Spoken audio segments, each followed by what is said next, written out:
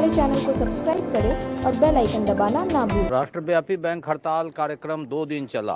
बैंकों के निजीकरण करने के विरोध में United forum of bank union Darbhanga की ओर से 16 और 17 दिसंबर तक यह हड़ताल चला।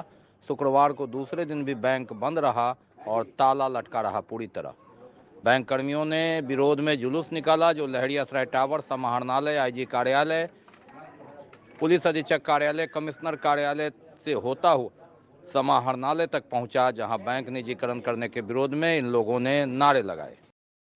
जिंदाबाद जिंदाबाद जिंदाबाद, यूएपीयू जिंदाबाद जिंदाबाद जिंदाबाद, हमारी मांगे जायज है। सरकार एक प्राइवेटाइजेशन बिल ला रही है। ये 2 दिवसीय हड़ताल हम बैंक कर्मियों का है। इसमें हमारे साथ किसान, मजदूर और छात्र के सभी संगठन के लोग सहयोगी हैं। सरकार से हमारी यही मांग है कि प्राइवेट जो बैंक को कर रही है, आम जन का जो पैसा है वो जो आप कॉर्पोरेट घरानों में देना चाह रहे हैं, उसका बैंक कर्मी विरोध कर रहा है। बैंकों में जो नियुक्ति नहीं हो पा रही है, उसके लिए युवाओं को रोजगार दें, बैंक में सफिशिएंट आदमी हो, आम जन तक बैंक पहुंचा हुआ है, उसको आम जन से छीन के कुछ कॉर्पोरेट घरानों में नहीं जाए। इसी के एवज में हम लोगों का 2 दिवसीय हड़ताल है। कलेक्टर के नजदीक भी जाएगी, जो बिहार का सरकार है, सरकार के नजदीक इनके माध्यम से ये आवाज हमारी केंद्र सरकार तक पहुंचेगी, वित्त मंत्री तक पहुंचेगी। और कल पूरे भारतवर्ष में बैंक बंद था, आज भी पूरे भारतवर्ष में बैंक बंद है। कल 18,046 करोड़ रुपए का ट्रांजेक्शन का लॉस हुआ है भारत सरकार को, और आज भी उससे ज्यादा का नुकसान होगा। कल हमारे बॉम्बे में साथी 5,000 आजाद मैदान में जमा थे, और कल दिल्ली में भी जंतर मंतर में हमारे हजारों हजार की संख्या में साथी जमा थे। अहाँ लोग पहिल दिन के हड़ताल के आगाज रहे से सौंसे देश में दिखाई पड़ले बैंक अपन मांग के लेके लौक नहीं, अपन पे डिवीजन के लौक नहीं, और देश के सुरक्षा के लिए, देश के बचेबा के लिए और बैंक के बचेबा के लिए आंदोलन कर रहा है। सरकार जे बैठल छे तकर नीति की छे, अहाँ से हमरा से बेसी पढ़ल लिखल लोग छी, बेसी इंटेलिजेंट लोग छी। जे दौर चल रहा है, देश के बेचो चाहे देश के सब पब्लिक सेक्टर के हम बेच दिए है। और सरकार को अब देख रहे होंगे कि हर चीज को प्राइवेट करने में लगी हुई है, तो आम जनता को इसमें नुकसान होगा, क्योंकि राष्ट्रीयकरण जो जिस मकसद से हुआ था उस मकसद का फिर लाभ जो है आम जन तक नहीं पहुंच पाएगा। तो बैंकों का लाभ जो है कुछ कॉर्पोरेट घराने तक ही सीमित रह जाएगा। एक तरह से समझिए तो ये privatisation of profit and nationalisation of loss हो जाएगा। यही गवर्नमेंट की नीति है। जो बड़ी बड़ी लाभ वाली ये सब है, सबको ये प्राइवेट के हाथ में देना चाह रही है। जो घाटे वाली है उसको सरकार अपने पास रिटेन रख के कंटिन्यू कर रही है। तो बैंक जैसे मुनाफा कमा रही है, बैंक को भी प्राइवेट घराने के हाथ में देना चाहती है, जिससे जो भी लाभ है देश में क्या होगा, गरीबी बढ़ेगा, बेरोजगारी बढ़ेगा, लेकिन कुछ कॉर्पोरेट घरानों का आमदनी जो है बहुत ज्यादा बढ़ जाएगा, और ये से जो है वित्तीय असमानता आएंगी। मुख्यमंत्री नीतीश कुमार द्वारा दरभंगा अस्पताल का निरीक्षण और एम्स निर्माण की घोषणा को मिथिला स्टूडेंट्स यूनियन ने अपनी जीत कहा है। उन्होंने कहा 6 साल से यहाँ एक ईंट भी नहीं पड़ी थी। जब उन्होंने जागरूक करने का काम किया और घर घर जाकर ईंट कलेक्शन का काम किया तो सरकार की नींद खुली। उन्होंने कहा कि 2015 में दरभंगा एम्स की घोषणा की गई थी। 6 साल बीत जाने के बावजूद एम्स का शिलान्यास नहीं किया गया था, और मिथिला स्टूडेंट्स यूनियन ने जब यह बिगुल फूका तो सरकार की नींद खुली। उन्होंने कहा कि मुख्यमंत्री नीतीश कुमार का आगमन दरभंगा होने में जा रहा था, ऐसे में संगठन फिर आंदोलन का रुख अख्तियार कर लिया था, और आनन फानन ने प्रशासन ने दमनकारी नीति अपनाकर वहां उपस्थित कार्यकर्ताओं को थाने में बंद कर दिया। उन्होंने कहा कि नीतीश कुमार का मिथिला विरोधी रवैया पुनः रहा है। जब से घोषणा हुई तब से 200 एकड़ जमीन आवंटित करने की बात चल रही थी, लेकिन मेडिकल माफिया और यहाँ के अकर्मण्य जनप्रतिनिधियों के कारण यहाँ की सरकार ने अब 150 एकड़ की भूमि एम्स को हस्तांतरण करने की बात दोहरा रही है। लेकिन ये एम्स को लटकाने का प्रयास है, क्योंकि हो सकता है कि ये 50 एकड़ जमीन कम करने के कारण मामला खटाई में न अटक जाए। के स्थानीय शासन प्रशासन के द्वारा नेताओं के दबाव में जो दमनकारी नीति अपनाया जा रहा है, उसी के विरुद्ध और दरभंगा एम्स का शिलान्यास हो, इस उद्देश्य से कल हम लोगों ने एक प्रोग्राम रखा था कि भैया हमारे राज्य के राजा आ रहे हैं, उनसे हम मिलना चाहते हैं, उनको कुछ भेंट करना चाहते हैं। लेकिन मिथिला स्टूडेंट यूनियन से यह जो शासन है, प्रशासन है, इतना डरी हुई है कि वो हम लोगों का ना कोई लिखित ऐसा था, ना कोई नियोजित कार्यक्रम था। हम लोगों ने सोशल मीडिया के माध्यम से घोषणा किया, बावजूद इसके सबसे पहले यहाँ की जो पुलिस प्रशासन है उसने हमारे कार्यालय में हमारे साथियों को हाउस अरेस्ट किया। घोषणा नहीं, शिलान्यास करिए, लेकिन हम लोगों के लोकतांत्रिक अधिकारों का हनन किया गया। इसी कार्यालय पे आकर कल हम लोगों को जबरदस्ती जो है गिरफ्तार करके बहादुरपुर थाना ले जाया गया और वहाँ पे 8 घंटे तक हमको रखा गया। फिर जब हम उसके बाद आए तो हम लोगों को पता चला कि मुख्यमंत्री जी ने कल एम्स के नाम पे समीक्षा किया और समीक्षा के करके उन्होंने एम्स के शिलान्यास को अगले 2-3 सालों के लिए फिर से अटका दिया है। दरभंगा एम्स इस मिथिला क्षेत्र का निहित मूलभूत आवश्यकता है, लेकिन इस तानाशाही प्रशासनिक रवैये के तहत उन्होंने साफ दिखा दिया है कि इस लोकतांत्रिक देश में शांतिपूर्वक काम नहीं हो सकता है। लोग अपने आप को शांति तरीके से अपनी आवाज को उन तक नहीं पहुंचा सकते हैं, जिसका जीता जागता उदाहरण कल आप लोगों को दिखा होगा।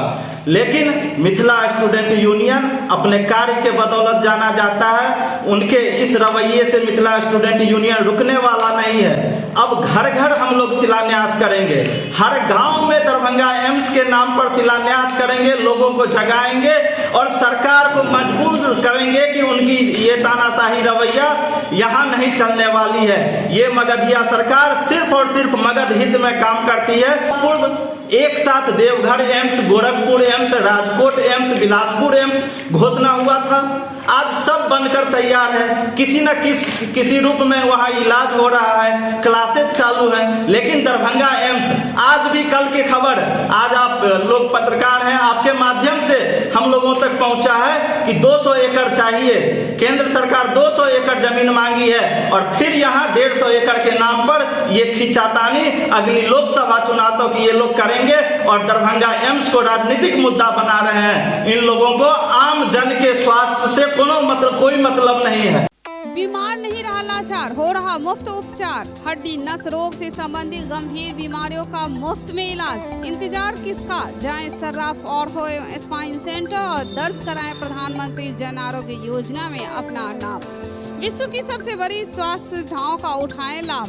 आधुनिक ऑर्थोपेडिक सुविधा, ऑर्थोस्कोपी, स्पाइन सर्जरी, फ्रैक्चर का अत्याधुनिक इलाज। डॉक्टर SN सर्राफ, डॉक्टर अभिषेक सर्राफ, रीढ़ हड्डी और नस रोग विशेषज्ञ डॉक्टर प्रियंका बी सर्राफ, स्त्री और प्रसूति रोग विशेषज्ञ DMCH के सामने लहरियासराय। कोरोना वैक्सीन पटरी से न उतरे। कोरोना की तीसरी लहर की आशंका को देखकर लगातार वैक्सीनेशन पर जोर और जगह जगह 5 बार जो पुरस्कार कार्यक्रम है उसके तहत टीकाकरण कार्यक्रम में पहले सप्ताह में सामुदायिक स्वास्थ्य केंद्र कीरतपुर के द्वारा केयर इंडिया की ओर से यह आयोजन किया गया और दूसरा डोज लेने वालों को लकी ड्रा में चयनित कर कुल 10 लोगों को प्रेशर कुकर और 1 को मिक्सर ग्राइंडर जो बम्पर पुरस्कार है वितरण किया गया। समय से टीका जरूर लगवाएं। यहाँ भी हमेशा लगता रहता है दिल्ली और क्षेत्र में भी जब जाती है वहाँ भी लगवाएं। ठीक है, उनको मोटिवेट कीजिए लेने के लिए, समय से लेंगे। ताली बजा के लोग स्वागत कीजिए। समय से डोज लिए सकें डोज वही से मिला और जो है सब आदमी को कहेंगे और जो अगल बगल है उसको भी मालूम पड़ेगा कि समय से डोज लीजिए, प्राइज मिलेगा। सही टाइम पर टीका लगवा ली, इसलिए सरकार। अच्छा लग रहा है। इसके बाद आप क्या करेंगे? अपने घर जाएंगी, अपने परिवार के लोग, अपने दोस्त लोग को क्या मैसेज देंगे? सही टाइम पर टीका लगवा लिया, इसलिए सब मिला है। ठीक समय से वैक्सीन लगवाएं, सही समय से टीका लगवाएं। अगर आपको अनाज नहीं मिलता है, कोई शिकायत है तो प्रशासन ही नहीं जिला विधिक सेवा प्राधिकार भी आपका संज्ञान लेगा और इसी के तहत बहादुरपुर प्रखंड के डरहार गांव निवासी बैद्यनाथ बेलदार के आवेदन पर जिला विधिक सेवा प्राधिकार के सचिव सह अपर जिला सत्र न्यायाधीश जावेद आलम ने वार्ड संख्या 13 के जन वितरण प्रणाली विक्रेता रीना झा के दुकान का औचक निरीक्षण किया। इस संबंध में जिला विधिक सेवा प्राधिकार के सचिव जावेद आलम से हमने बात किया तो उन्होंने बताया कि राशन कार्ड में नाम रहने के बावजूद विक्रेता द्वारा अनाज नहीं दिया जा रहा था। शिकायत प्राधिकार कार्यालय में प्राप्त हुआ और उसके बाद उन्होंने इसका निरीक्षण किया। उन्होंने कहा कि उनका अंगूठा नहीं रहने के कारण अनाज नहीं दिया गया है, जो मेल नहीं ले रहा है। लेकिन सचिव द्वारा निरीक्षण के क्रम में विक्रेता के दुकान पर जाकर यह जांच की गई। दुकान पर काफ़ी भीड़ भी पाई गई और कई उपभोक्ताओं ने आरोप लगाया अनियमितता का कि उन्हें किरासन तेल भी नहीं दिया जा रहा है, अनाज कम भी दिया जा रहा है। ये शिकायत की उपभोक्ताओं ने प्राधिकार के सचिव से। मामला ये था कि एक बैजनाथ बेलदार करके एक विकलांग आदमी एक शिकायत किए थे, लिखित शिकायत दिए थे हमारे प्राधिकार में। ये ग्राम इधरहार लहरियासराय बहादुरपुर थाना के अंतर्गत पड़ता है। तो इस शिकायत पर हम अपने टीम के साथ वहाँ पहुँचे। वहाँ पहुँचने के बाद मैंने कुछ दूसरा ही नज़ारा देखा। बहुत सारे लोग वहाँ इकट्ठे थे। सारे लोगों से अलग अलग बातचीत करने के बाद हमें पता चला कि यहाँ पर जो है जन वितरण प्रणाली का जो दुकान है वहाँ समुचित रूप से लोगों को अनाज नहीं मिल रहा है। जब हम बैजनाथ बेलदार के बारे में क्वेरी किए तो पता चला कि वो विकलांग है, वो 2 महीना से उसको कोई अनाज नहीं मिला है। और नहीं मिलने के बाद उसके परिवार के लोगों से बातचीत करने के बाद बोला कि यहाँ अक्सर ऐसा होता है कि अनाज जो है सही समय पर हम लोगों को नहीं मिलता है। जैसा कि हम देखें कि वो जन वितरण प्रणाली में जो नॉर्म्स होता है, जो रूल होता है, ना उनका नाम था, ना लाइसेंस धारती का नाम था, ना कोई स्टॉक का लिस्ट था, वहाँ पे कुछ भी नहीं था। तो हम लोगों ने जांच पड़ताल किया, माप तौल वाले को बुलाया, उसके तराजू को माप करवाई और हमने उन्हें कहा कि सारी रिपोर्ट आप प्राधिकार में उपलब्ध कराएंगे। बाद में ये पता चला कि इन्होंने बेलदार महतो को अनाज दे दिया। और दूसरी बात कि और भी लोग थे जो कह रहे थे कि हमको तेल नहीं मिलता है, हमें समय पर चावल नहीं मिलता है।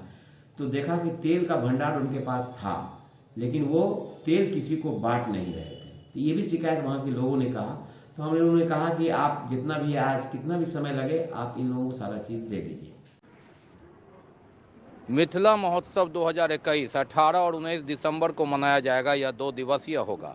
इस संदर्भ में प्रेस वार्ता कर तमाम तैयारी की जानकारी प्रोफेसर उदय शंकर मिश्र, जो महासचिव हैं मैथिली लोक संस्कृति मंच के, उन्होंने दी।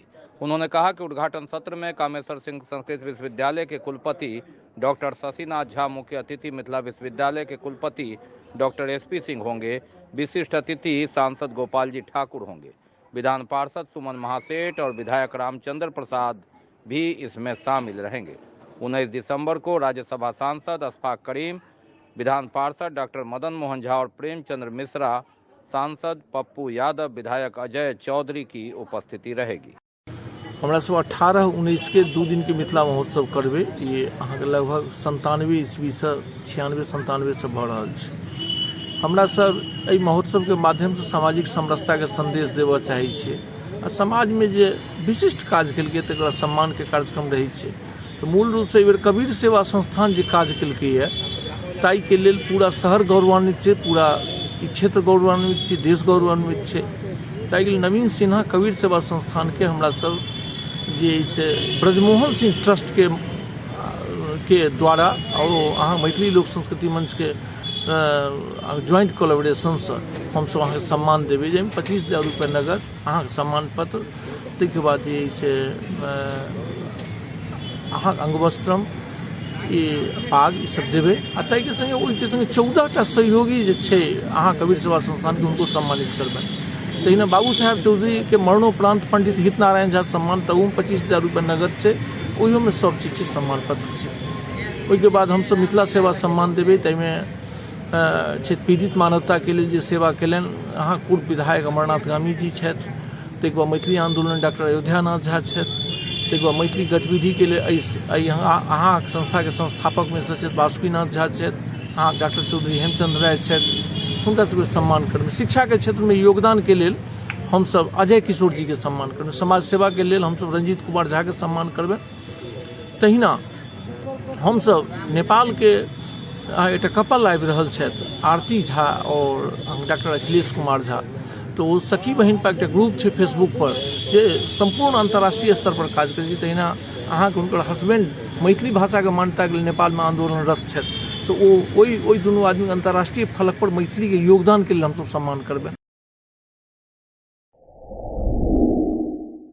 Global Healthcare and Diabetes Research Center, जो बिहार में पहला अंतर्राष्ट्रीय तकनीक एवं आधुनिक सुविधाओं से लैस सुपर स्पेशलिटी डायबिटीज केंद्र है, जहां एक छत के नीचे डायबिटीज से संबंधित सारी सुविधाएं मौजूद हैं, जैसे कि diabetes heart care, diabetes eye care, diabetes neuro care, diabetes foot care, diabetes pharmacy और डायबिटीज प्रयोगशाला। पता जीसस एंड मैरी स्कूल के पास, रहमगंज, दरभंगा, बिहार।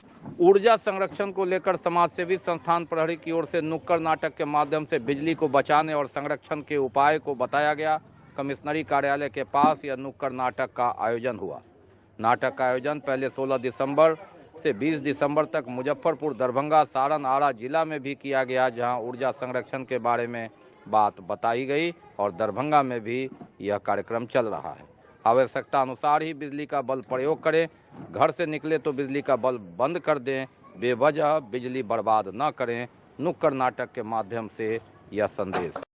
सोने वाले का समय आता है, धरती उठती होकर नीचे हो,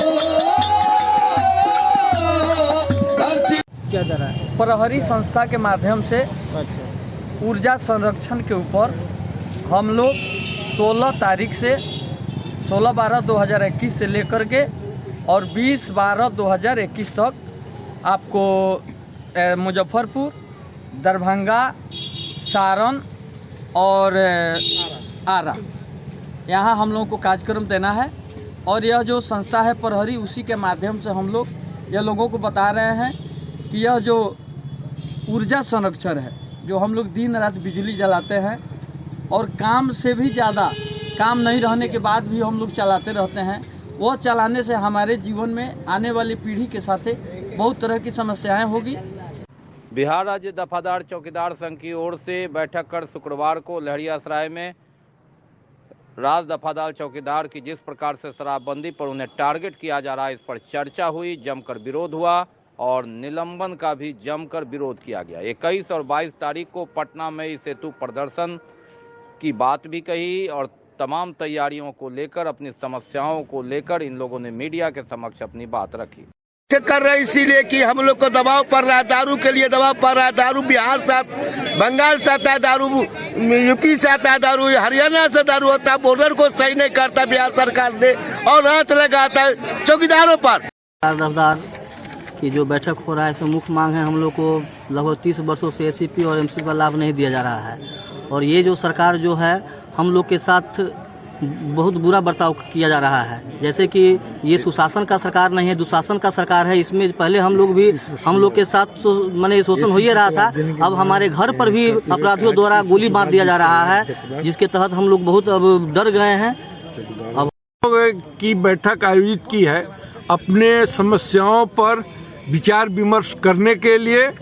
और अब शराबबंदी में जिस तरह से हम लोगों को टारगेट किया जा रहा है, हमारे साथियों को पर निलंबन की कार्रवाई हो जा रही है, बर्खास्तगी की कार्रवाई हो रही है, उस पर मंथन के लिए।